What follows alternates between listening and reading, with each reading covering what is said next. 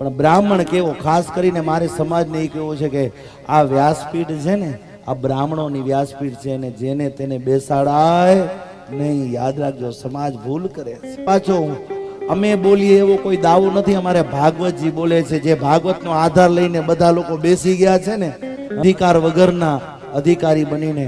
આ પીઠ વ્યાસપીઠ છે. અહીંયા મહાત્માના 6થા અધ્યાયની અંદર 20મા શ્લોકમાં કીધું છે, વિરક્તો વૈષ્ણવો વિપ્રો વેદ શાસ્ત્ર વિશુદ્ધિકૃત ષ્ટાંતો કુશલો ધીરો વક્તા કાર્યો નિષ્પૃહ. એટલા લક્ષણો હોય તો જ આ વ્યાસપીઠ ઉપર બેસી શકે. આ પીઠ કઈ એવું નથી કે લોકોને આવીને આનંદ કરાવીને 4 જોક્સ કરી 4 હારી વાતો કરીને નીકળી જઈએ. આ સમાજનો આરીસો છે પીઠ. હા, આરીસામાં તમે ઊભા રહો ને તો ખબર પડે આપણે કેવા છીએ. એમ આખા સમાજની પીઠ છે. હા, સમાજનો આરીસો છે, યાદ રાખજો. આ કોઈના વખાણ કરવાની પીઠ નથી.